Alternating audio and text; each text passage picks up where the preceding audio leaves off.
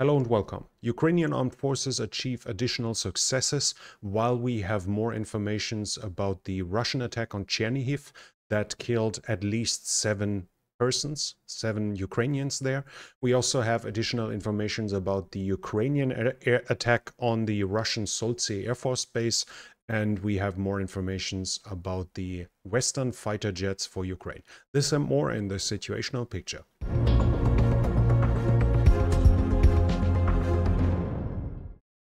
In Chernihiv, which is up here, the Russians struck a theater.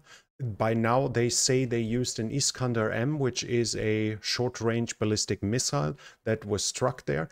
Yesterday, I reported to you that, according to their own words, there were drones in this building, and we now have the confirmation from the Ukrainian side that this was actually true. Boris Filatov is the mayor of Dnipro. And he basically admits that he says that this was an exhibition, Angry Birds, that was before in Dnipro.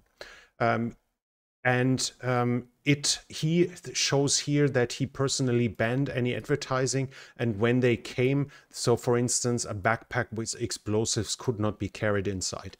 First of all, this somehow gives us additional information, but not enough. Now, I only have a very rudimentary understanding about the international law in this regard, but according to my understanding, the collateral damage of civilians can be justified if the military value is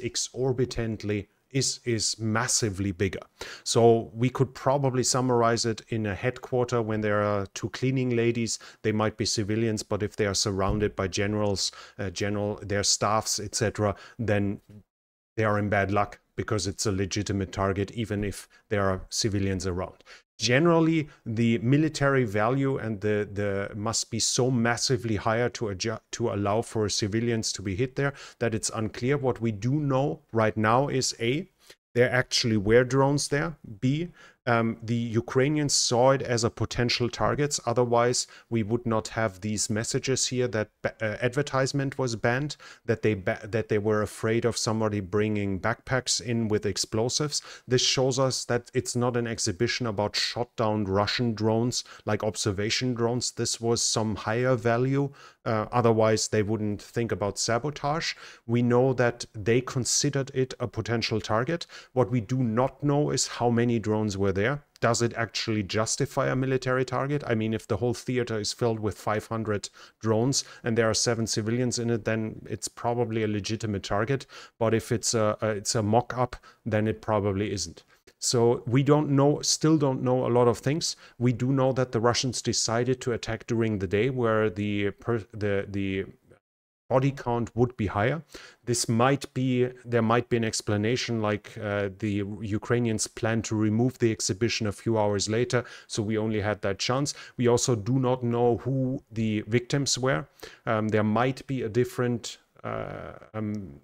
the situation might be judged a little different if it's, for instance, civilian workers for the designers for defense companies or anything like this. So as of now, we still don't know enough of it. What we do know that the Ukrainians considered it a potential target, that there actually were drones in the place, but that does not necessarily mean that it was a legitimate target. We still don't know enough. As of now, we have a huge number of victims that were caused by the Russians attacking during the day, so it would be far too easy and far too early to claim it was a legitimate attack just because there were some drones there. But at least there is a sliver of doubt that we might not be able to remove, where we might get some additional information later, even though obviously from the Ukrainian side, it's fairly unlikely that we will get an admission that they had a huge amount of drones in there. In the end, even despite our sympathies, we need to simply accept the fact that this is a war, and the Ukrainian side has an obvious interest in shaping the informational battlefield as well. So even in an attack on a legitimate military target, they have the interest in giving us the explanation that it wasn't. And unfortunately, I need to emphasize this, even though I would love to go to the next topic. This is not an excuse from my side for this attack. I do not say it was a legitimate target. I say I don't know. I probably am leaning more to it being a war crime. From the limited amount of things I know, it looks to me like it was more of a war crime, but I have a sliver of doubt on my side if it was really to 100%, and that's the best I can do at this very moment.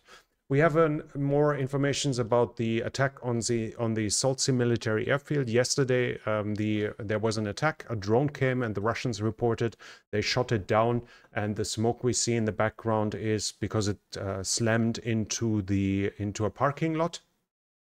This channel here, which is well connected in the intelligence community, was talking about 2 planes destroyed, and we see that the Russians were right. It actually hit the parking lot. It just hit the parking lot for planes, not the one for cars. We have a Tupolev Tu-22M3 being destroyed here. It is capable of carrying Kinshal ballistic missiles, air-launched ballistic missiles. It's capable of carrying the KH-22 cruise missiles. So it's one of the planes that can be used and probably was used for strikes against Ukraine and against targets inside of Ukraine.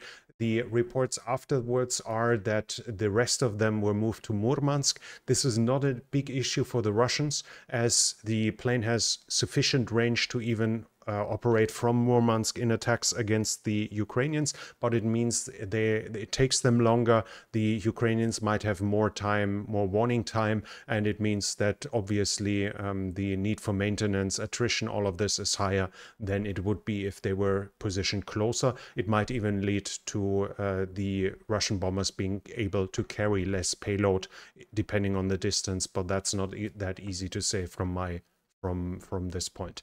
Regardless, if we go back to the front line, fighting is obviously continuing along the whole front line. I have concentrations of fighting at the usual points, but I will focus on the reported successes in any ways where the front line has actually moved in the situational report. We have a minor advance by the Ukrainians along the tree lines here, which is close to Avdiivka, here east of Nevelske. The Ukrainians are now shown to have captured this point. So I guess the gray line will have to be moved a little further to the east.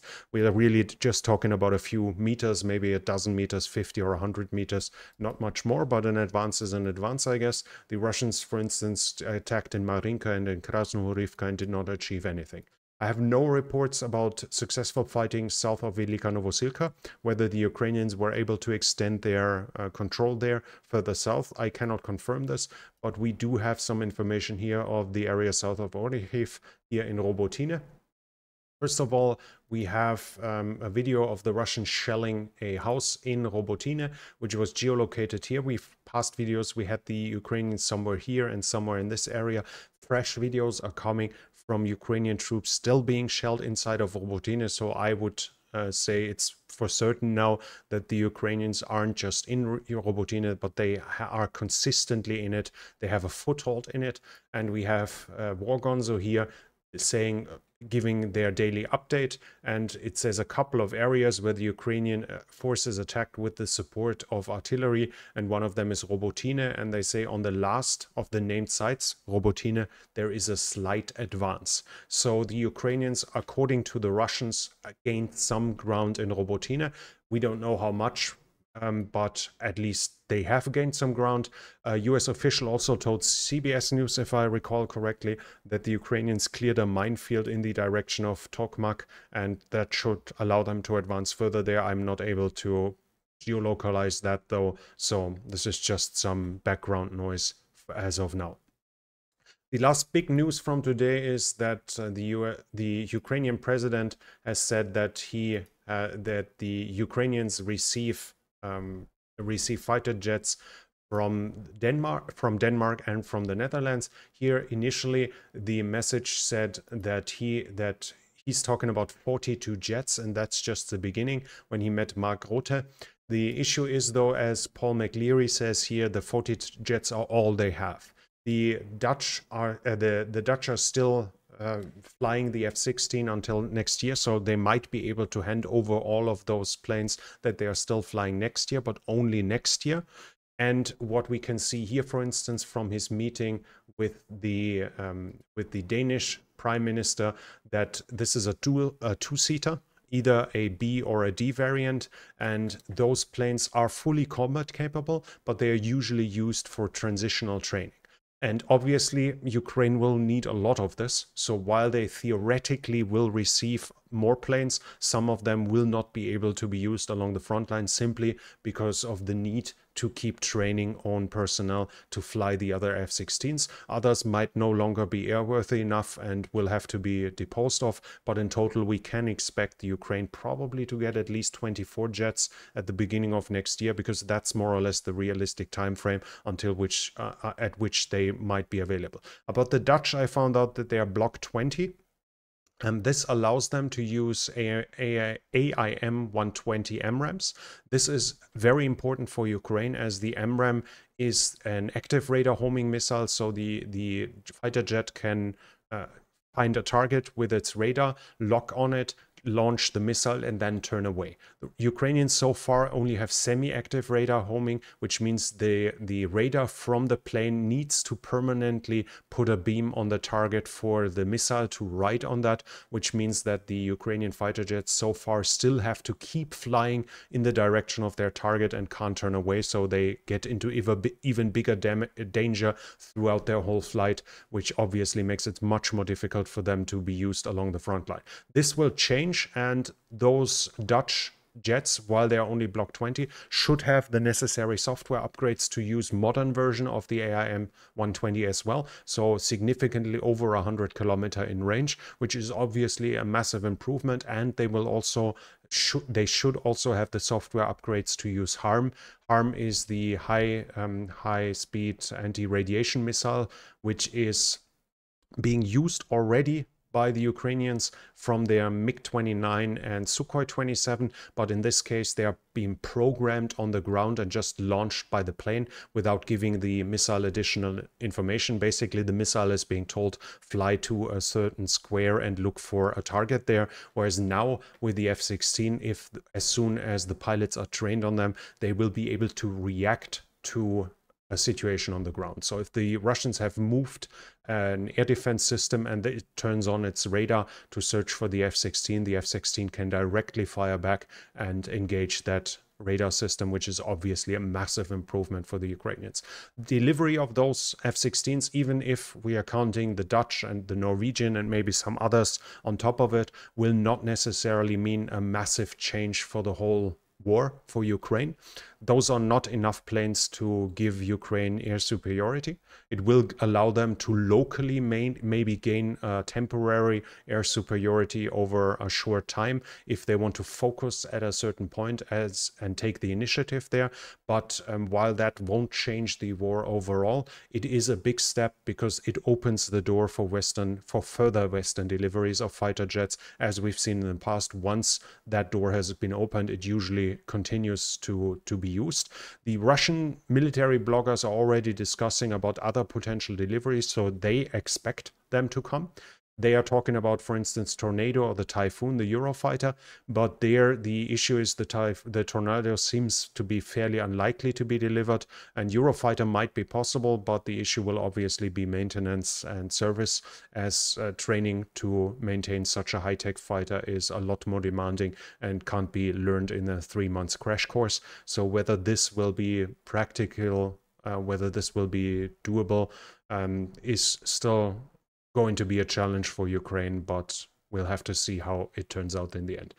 Overall, very important for Ukraine. Obviously, even if it doesn't change the overall thing, it's the first step in the right direction. And if Ukraine ever wants to have an air force that can compete with the Russians, they have to switch to Western fighter jets no matter what. And to that, they have to start them somewhere, and that step is now being taken. That's already it from me for now. If you like this situational picture, please hit the thumbs up button. It really helps with the algorithm. And leave your comment what you think about the Western weapon deliveries, about the modern fighter jets, and which jets you would expect to also come. And if you're new here, I would like to invite you to subscribe to the channel and hit the bell icon so you don't miss future videos. This channel is only possible because of the support of viewers like you. If you like to support the channel, you can do so by the means in the description. And that's it from me for now. Thank you for watching, and I'll be back.